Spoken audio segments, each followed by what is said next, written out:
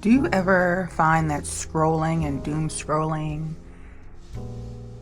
it makes you think about life when you see little tidbits?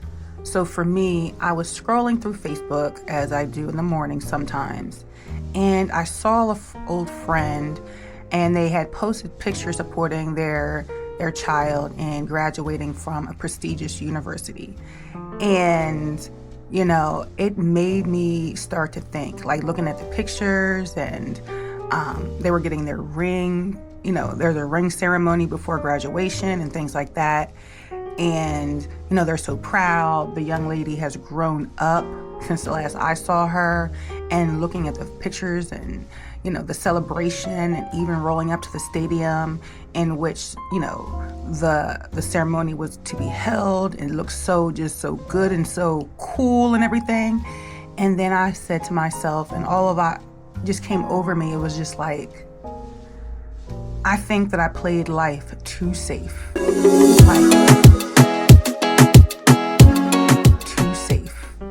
Like, that is so exciting to go to a prestigious university. I don't think I even tried, to be honest. Like, I played it safe.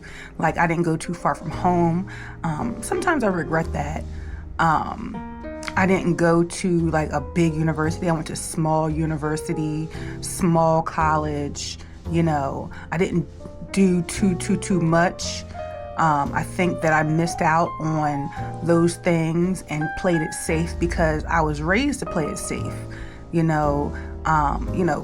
A daughter of a parent who retired from the same job that they worked for almost 50 years, and a stay-at-home mom until, I probably got to middle school and did a job just for doing a job and was very passionate about it. But I think I was raised to play it too safe. And now, looking back over my life and where we're at in this time and dispensation, I regret that. And I have the opportunity right now to play it unsafe, for lack of a better term. And it's very hard to do that.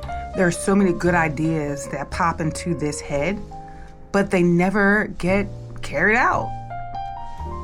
And I gotta stop that. Hence why I picked up this camera just for picking up sake. Who knows if it gets posted? So if you're seeing it, I've pushed through. But if not, it lives in the camera roll. But yeah, playing life too safe, when you look back, does suck. Now, there's a school of thought. Folks might be like, girl, like, be glad that you played it safe. And I hear you. Because when you lived on the wild side, or you were one of them friends or that say, I have lived, sis, I have lived, yeah, I get what you're saying, but for where I feel my value lies, there's not a lot of risk aversion. Is that the right word? I don't like taking risks because I was raised not to take risks. I was raised to stay inside the box because the box is reliable. That's why entrepreneurship, is not a thing for me. Even to the point where, when you were in school and you did your little bake sale, scholastic book sale, or something you were selling at the school as a kid, and the people who won, their parents would take their sale or whatever it was to work. Their parent would take it to work. My dad didn't want to do that. Oh, he couldn't do that. He sell to his coworkers for his daughter to meet the school, whatever. He would never do that, and my mom didn't work. So where was she taking it to? So I didn't participate in those things. There was no hustler. There was no putting me in brownies or Girl Scouts. Why? Because that cost money, even though we weren't poor. There was no just go to school, read your books, and get high marks. That's what my dad would say, get high marks. But there's more to life than getting high marks. I got mid-sized marks or middle of the way marks where my interests lie. I got high marks, and I feel like all in all, I'm a well-rounded person. Just, I wish I would take more risks and bet on myself and follow through. I mean, my sibling got high marks, but that's her story, or I'm not going to perceive on her, but like, it ain't worth everything, and maybe it being pushed, our family was musical. Maybe, you could have pushed me in the music thing. And I think that as a singer and sings in church, and that's just about as far as I go these days. But even the talent is because of the encouragement of my mom. I come from a, singing family, a talented family, things like that. And my mom would encourage me. She said, "You're our last name." She goes, "You're and you're talented." She'd always just oogle on how beautiful I was. The texture and the curls of my hair. She would just be like, "Oh," and just be like, "Look at what I brought into this world," type of thing. I started cooking and baking at 10. And, although my mom would allow me to do those things, and I had interest in them, I was discouraged, because I need to go to school, get a degree, and things like that. I'm a millennial, and I have parents of the silent generation and a baby boomer. And, nobody said, "Oh, you like cooking? I see you baking all the time," and cultivating that. Encouraging me, maybe I should go to culinary school, things like of that. So I think that was a missed opportunity. I like to do makeup. I still like to do my makeup. I'd be doing my makeup, but I ain't doing my makeup right now. However, if it wasn't such a focus on getting high marks in academics, maybe I would have gone to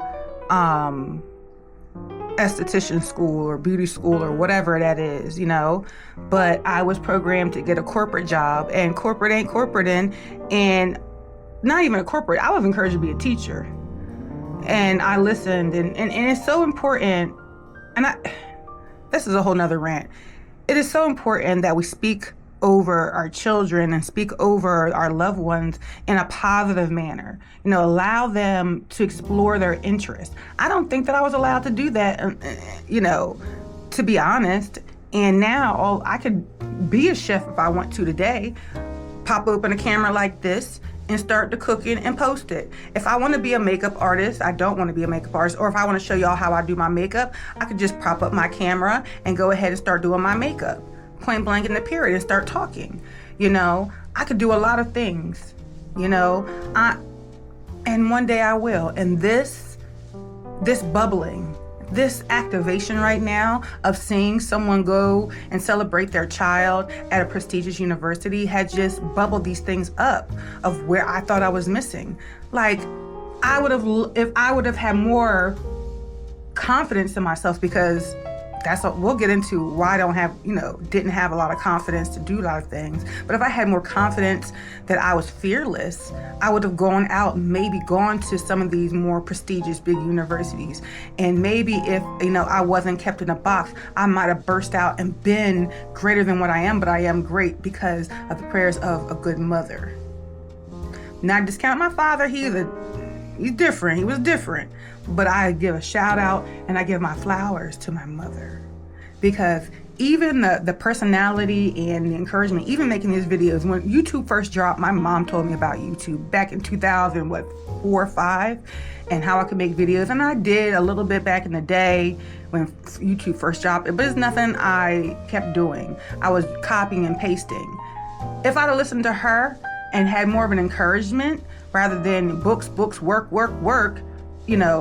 hearing that as well, maybe I would have done that. And some people, that might be their story and they were able to adapt and overcome, but I